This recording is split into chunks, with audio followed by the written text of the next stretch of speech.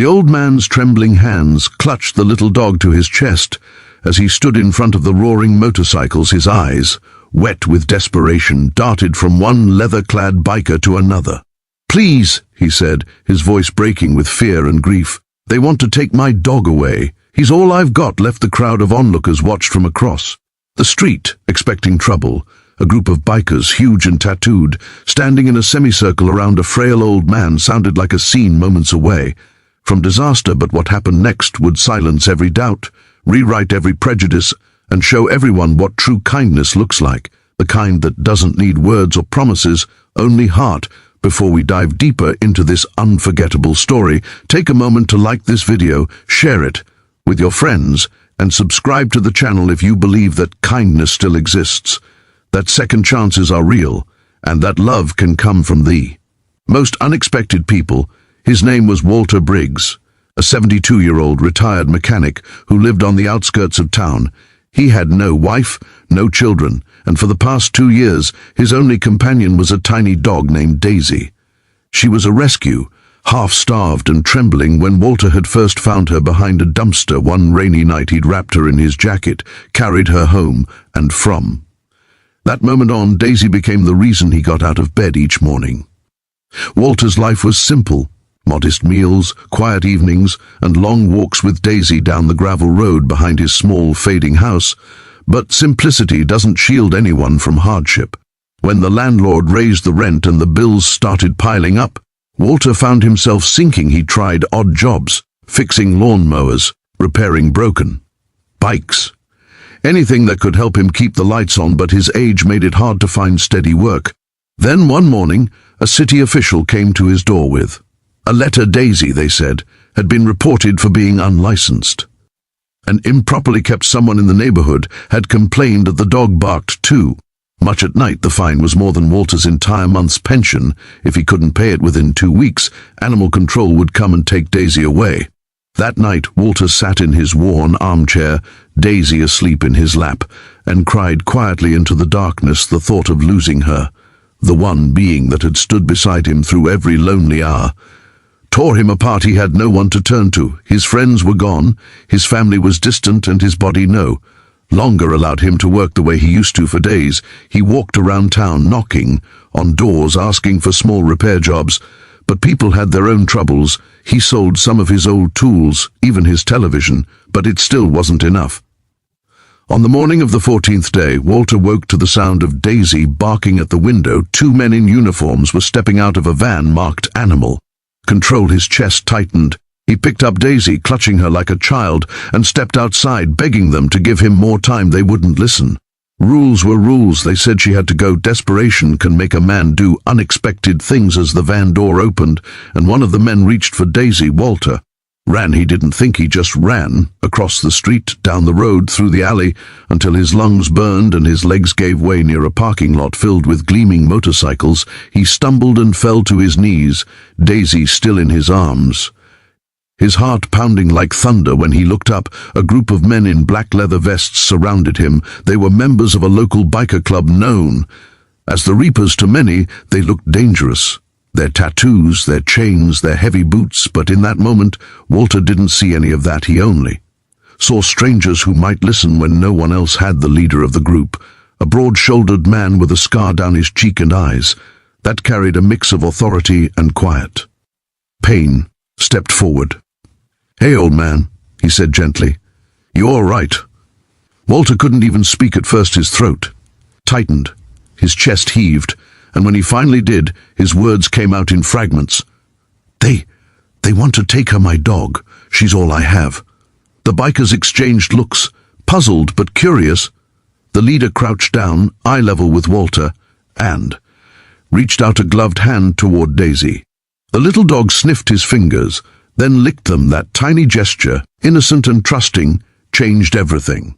"Tell me what's going on," the leader said. Walter told them everything. The fines, the letters, the threats, the hopelessness. By the time he finished, his eyes were red and his hands shook. The bikers stood in silence for a long moment. No one spoke. Then, without saying a word, the leader took off his helmet, handed it to another man, and walked toward his motorcycle. He pulled out his wallet. "Let's fix this," he said one by one. The others followed. Bills were passed hand to hand. 20s, 50s, even hundreds. These were men who didn't have much themselves, but they understood loyalty, they understood love, and they understood what it meant to fight for something that mattered. Within minutes. They'd gathered more than enough to cover the fine and the license fee, but they didn't stop there. The leader placed his big calloused hand on Walter's shoulder and said, "We'll take care of the paperwork. You just promised to take care of her." Walter couldn't speak. His lips trembled and tears streamed down his cheeks as he clutched Daisy. Closer, the bikers rode with him to the city office. Imagine the sight. A frail old man and a tiny dog arriving with an escort of roaring motorcycles. The city clerk's eyes widened as the bikers walked in, their presence commanding the room like thunder. When the officer behind the counter saw them, his tone changed instantly. He processed the paperwork in record time. Within minutes, Daisy's license was renewed, the fines were cleared, and Walter's record was wiped clean. But the story didn't end there. When they stepped outside, the leader asked Walter if he needed help with anything else. Walter hesitated, then admitted that his home was falling apart. The roof leaked, the walls were crumbling, and he hadn't had proper heating in months. The bikers looked at each other again without discussion. They nodded. The very next day, the reapers showed up at Walter's little house with tools, paint, and lumber. They repaired his roof, fixed the fence, cleaned the yard, and even built Daisy a brand new doghouse with her name painted across the front. The old man watched from his porch, his eyes wide with disbelief as the noise of hammers and laughter filled the air, the kind of sound his home hadn't heard in years. For the first time in a long while, Walter didn't feel invisible. He felt seen. When the work was done, the leader sat beside him on the porch, lit a cigarette, and said quietly, "You know, we ain't the angels people think we aren't. We've all made mistakes, but that little dog reminded us what loyalty looks like. Guess we needed that reminder." Walter nodded, his voice trembling as he whispered, "You saved us." The biker smiled faintly. "No," he said, "you saved us." In the weeks that followed, Walter became a part of their world. They visited him often, brought him groceries, and checked in whenever. They rode past his neighborhood. He would wave from his porch, Daisy barking excitedly as the rumble of engines echoed down the road. News of what had happened spread around town. People who once crossed the street to avoid the reapers began to see them differently. The same men who had been labeled as outlaws became local heroes overnight. They didn't ask for fame or gratitude. They just kept showing up where they were needed. They started a small community fund to help struggling seniors with pet care, inspired by Walter and Daisy's story. But the most touching moment came a few months later. When winter arrived, Walter's health began to decline, and one night he was taken to the hospital. After collapsing at home, the bikers took turns visiting him, always making sure Daisy was cared for. When Walter woke up, weak but smiling, Daisy was curled up at the foot of his hospital bed, wearing a tiny jacket embroidered with the Reaper's patch. Walter passed away peacefully a few weeks later, not alone, not forgotten, but surrounded by people who had become his family. At his funeral, a line of motorcycles stretched down the road, engines humming softly like a final prayer. The leader carried Daisy in his arms as he stood beside the coffin, whispering a silent promise. "She's safe with us now." And they kept that promise. Daisy became the club's official mascot, their little guardian angel who reminded them every day that kindness could come from anywhere, even from an old man with nothing left but love. They built a small memorial outside their clubhouse, a wooden bench engraved with the words "Walter and Daisy, love never rides alone."